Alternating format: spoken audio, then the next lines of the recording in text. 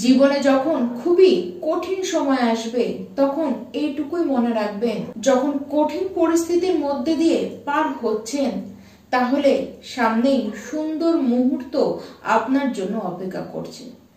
ঠিক যেমন মধ্যরাত্রের কালো অন্ধকার পার করার পরেই দিনের আলো ফোটা শুরু করে।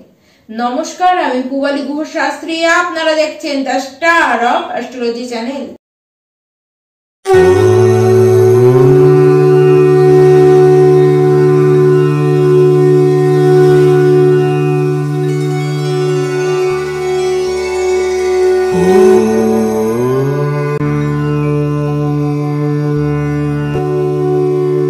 2025-এর এপ্রিল মাস মানে নববর্ষের মাস।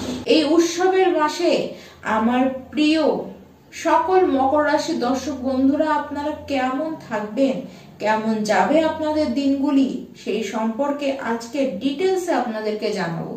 সবার আগে জানতে হবে আপনাদের শরীর এবং স্বাস্থ্য ঠিক কেমন থাকবে।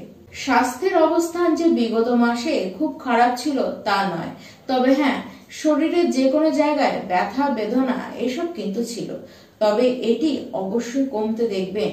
এই মাসে যাত্রা কিন্তু বেশ হবে। 5 এপ্রিলের পরে যাত্রা যেমন হবে তেমন যাত্রা থেকে আপনারা কিন্তু লাভ পাবেন। কিন্তু হ্যাঁ, রাস্তাঘাটে খাবার দাবার বুঝে খান। দাঁত, চোখ এবং স্কিনে যে প্রবলেমটি আপনারা দেখছিলেন সেখান থেকে অনেকটা রিলিফ আপনারা পাবেন। খাটনি এবারও আপনারা করবেন কিন্তু হাঁপাবেন না। আপনাদের মধ্যে লেজিনেস সেটি কিন্তু কম আসবে। তার সাথে বলবো, ঠান্ডা লাগার প্রবণতাটি সামান্য হলেও কিন্তু বাড়তে দেখা যাবে। কোনো কাজের বিশেষ লোড আপনারা নিতে যাবেন না, আর অত্যাধিক রাগের উপরে কন্ট্রোল কিন্তু আপনাদেরকে করতেই হবে। এবার আসা যাক যারা মকর রাশির শিক্ষার্থী রয়েছেন। এই মাসটি পরিবর্তনের মাস। এই মাসে জায়গা বদল হবে। শিক্ষার্থী আপনারা পড়াশোনার জন্য এদিক থেকে সেদিকে কিন্তু যেতে পারেন, তবে কারো কথায় কোনো ডিসিশন নিতে যাবেন না। যেটি নিজের মনে হয়, যেটি নিজের মন থেকে যায় সেই অনুযায়ী কাজ করুন। সেই অনুযায়ী যা করবেন তাতেই আপনারা সাকসেস পাবেন। তবে হ্যাঁ, প্রাইমারি স্টেজে যারা পড়াশোনা করছেন আপনারা কিন্তু বেশি মাত্রায় অনলাইনে ইনভলভ হবেন। এবার অনলাইনকে কাজে লাগিয়ে, অনলাইনকে মাধ্যম বানিয়েও কিন্তু আপনারা নিজেদের জ্ঞানকে বৃদ্ধি করতে পারবেন এবং নতুন কিছু জানবার চেষ্টাও কিন্তু এই অনলাইনের মাধ্যমে হবে এবং এই পথ দ্বারা আপনারা বেশ কিছু জানবেন।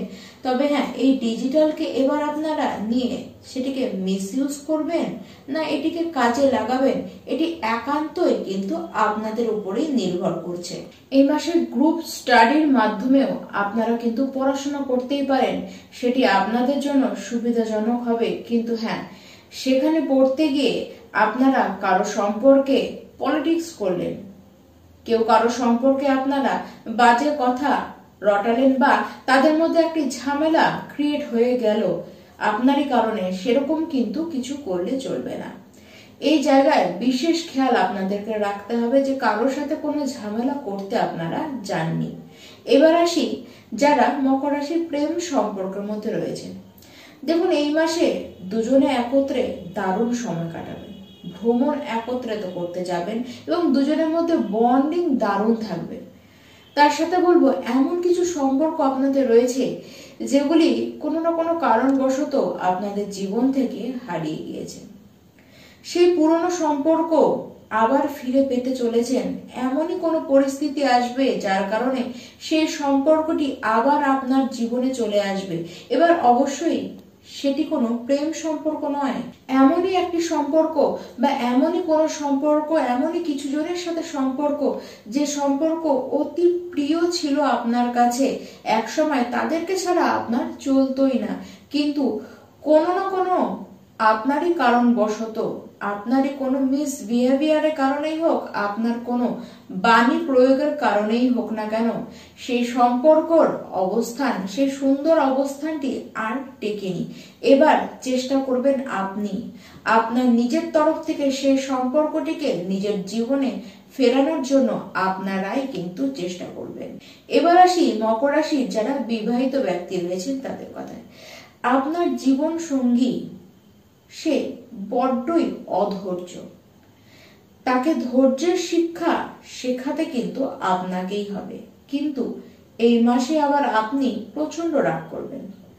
তাকে শিক্ষা দেওয়া, তাকে ধৈর্য শেখানো তো দূরে থাক, আপনি রাগের চোটেই সময় নষ্ট করে দেবেন, রাগের চোটেই আপনার চারিদিক অন্ধকার থাকবে। আর সে তো অধৈর্য, সে তো বুঝতেই চাইবে না এবং সে তাড়াহুড়ো করবে, তাড়াহুড়ো করে এমনই কথা বলে বসবে যে সেই কথাটি থেকে সে এবার কি করে ফিরবে সেই চিন্তাতেই সে কিন্তু বিভোর হয়ে থাকবে। কিন্তু সম্পর্ক আপনাদের দুজনের যে খারাপ থাকবে তা কিন্তু একেবারেই নয়, দুজনে আপনারা বেশ ভালোই থাকবেন।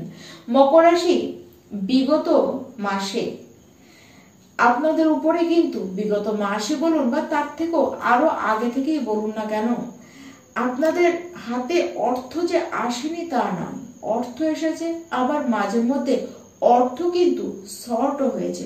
তার সাথে দায়িত্ব কিন্তু কিচ্ছু কমেনি, দায়িত্ব দিনকে দিন যেন আপনাদের উপরে বেড়েই চলেছে। কিন্তু এই মাসে যেন শুভ আরম্ভই হবে আপনাদের, নতুন কিছু হবে, নতুন ভাবে ভাগ্য আপনাদের খুলবে।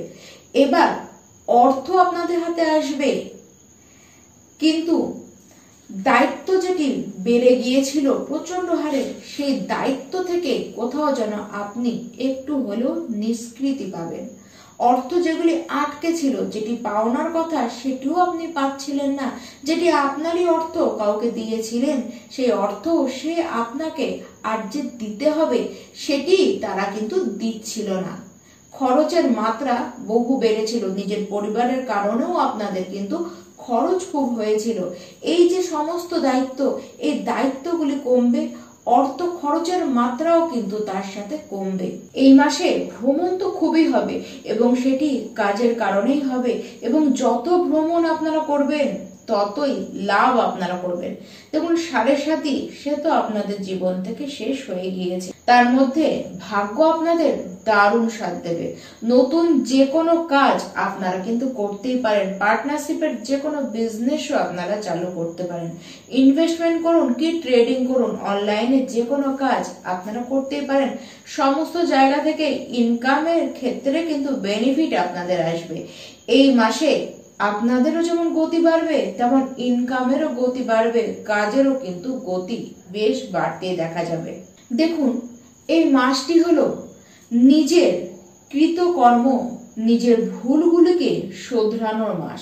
এবার সেটিকে কিভাবে শোধরাবেন, কখন শোধরাবেন, সেই সমস্ত কিছু এই মাসে যত সময় এগোতে থাকবে ততই আপনারা কিন্তু বুঝতে পারবেন, মানে সময় আপনাদেরকে ঠিক বুঝাতে বুঝাতে নিয়ে যাবে।